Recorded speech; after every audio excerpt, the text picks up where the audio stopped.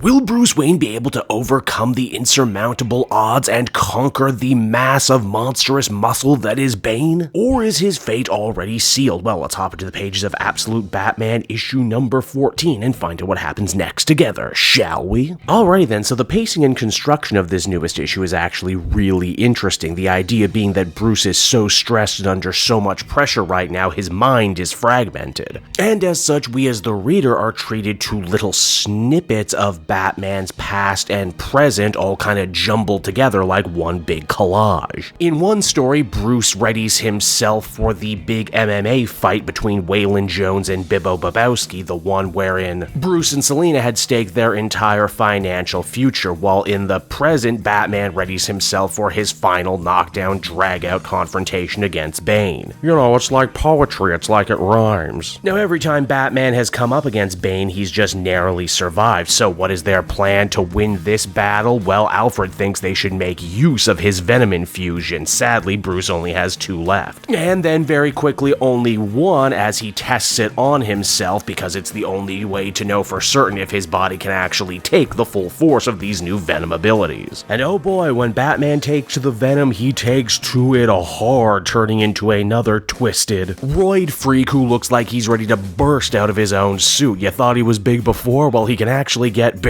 That's all pretty bad on its face, but worse still, the city looks to actively be against Batman. Mayor Hamilton Hill tells everyone to stay inside while ordering Harvey Bullock to clear the streets, meaning that it's only going to be Batman versus Bane, no doubt Hill having his own strings pulled by Bane's own paymasters. Once again, in a beautiful bit of something you can really only do in comic book storytelling, Batman's big fight night against Bane is juxtaposed to Waylon's big fight, the one that we never actually knew whether he won or lost. What we do know for sure, though, is that Waylon and Bruce had themselves a big fight in the lead up to the match, and because of that, Waylon walked out alone with no one in his corner. Batman isn't going to make that same mistake though, and because of that, he ends up setting loose Harley and the Red Hood gang. They've come packing a small fleet of drones to record the fight so everyone in the city can see what's going on, meaning that the Joker and his people can't spin these events to their own personal agendas anymore. And believe it or not, that's just the first of many tricks Batman has up his sleeve to try and help him earn the edge in this fight. Next up, he actually detonates an entire skyscraper and friggin' drops it on Bane's head. Well, you know, Snyder has been playing around with this idea forever that Batman is so intrinsic to Gotham that their hearts beat as one, but it's only here in the Absolute universe do we see that idea taken to its nth degree, where Batman is quite literally able to weaponize the city against his opponents. Batman keeps up the vicious assault too. He knows that Bane's Venom powers not only allow him to heal, but grow in size. It's because of that he next calls in the Bat Truck to impale him where he stands. Batman might be smaller, he might not be as strong, but he can be more brutal, up to and including popping one of Bane's eyes out of his friggin' head. The idea being that maybe if they can get Bane to exhaust his own Venom reserves, then Batman can pop the stuff himself and hopefully win the fight once and for all. What no one was actually considering though is that Bane is actually pushing himself further than even Dr. Arkham thought possible. Not only is he regenerating at a cellular level, apparently his cells are changing, becoming almost like stem cells, turning into whatever his body needs to fight off Batman's attack. Thankfully, Batman doesn't have to fight this battle on his own, as his next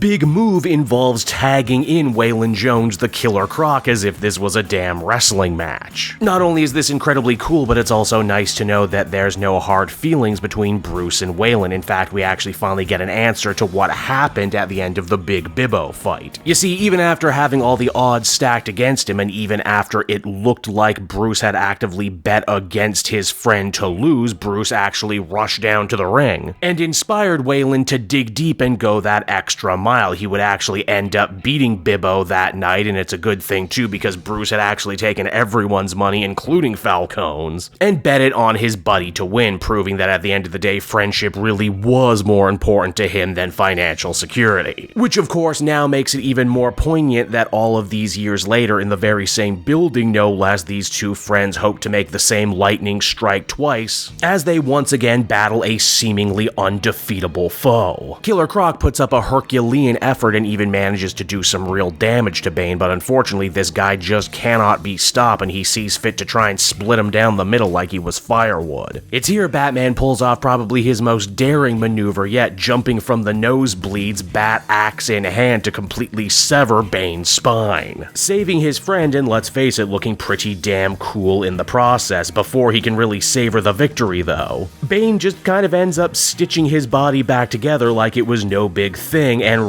committing to smashing Bruce into a red paste, while also being sure to dust off that classic supervillainous chestnut of, we're not so different, you and I. I used to be young and idealistic too. I used to have visions of saving the world, but now I know the truth that war is all there is and all there will ever be. And I know what you're all thinking, surely now, right here at his absolute lowest, when all hope seems lost, Batman will have no choice but to activate his Venom trump card, right? Well, he does, but not in the way you might be thinking. You see, Catwoman has actually been waiting in the rafters this whole time, waiting for the signal to unload on Bane with Venom-tipped bullets. Yeah, how about that? It seems before the fight, Bruce had actually gotten Edward Nygma to take the venom out of his body and turn them into bullets, with the hope being that maybe if they could get Bane to OD on Venom, that would be enough to not only take him down, but also allow Batman to beat him without compromising his own morals and ideals. In fact, Batman even gets to twist the knife into Bane before it's all said and done by saying, yeah, we are alike. We both lost our fathers and it changed us forever. The only difference is I didn't break my father's back and I certainly didn't break his heart. And all I can say to that is, oh hell yeah. This means that not only did Batman win the day, but everyone from friend and foe alike saw him win. Meaning that maybe things don't have to go bad with Harvey and Oswald. Maybe their friendship is still salvageable. Even after everything they've been through. As far as Selina goes, yeah, she helped, but she also helped herself to a little Venom too before quickly getting herself out of Gotham City. I wonder if we'll follow up with that in the actual Absolute Catwoman book when that hits the shelves. As far as Bane, you won't believe it, but he actually did manage to survive as little more than a brain and a pair of eyes. Dr. Arkham is actually keeping him alive in a tube right now, if only because the Joker wanted to reward him for all his hard work pushing Venom research. And by reward him, I of course mean blow up Santa Prisca with a nuke, so that he will have no more distraction from following his true passion of making war. And so that was Absolute Batman issue number 14, everybody, and if you couldn't tell, this one was another show-stopping, barn-burner feast for the eyes. I swear, just when I think this book has done the craziest thing and pushed Batman as a character as far as can possibly be pushed, Snyder and company push him a little bit further, while also still somehow managing to stay very true to the core tenets of Batman. In fact, 2 arcs in, I really love this idea of villains attempting to tempt Batman only to have it all blow up in their face, either be it with money like Black Mass did or physical perfection like Bane did here. However, none were successful because Batman knows there are more important things out there. It's not the money or even the physical strength that makes Bruce Batman, it's his strength of character. A character that only proves to be that much more powerful in a world that is this dark and corrupt. I also like what this issue seeks to imply for the future, and that is even though Bruce's closest friends have gone through these horrifying physical transformations, that doesn't necessarily mean they're going to be bad guys. If Bruce can power through his tragedy and end up finding the good in it, then maybe they can as well. And overall, I think I'd feel comfortable giving this one a very positive 9.5 out of 10.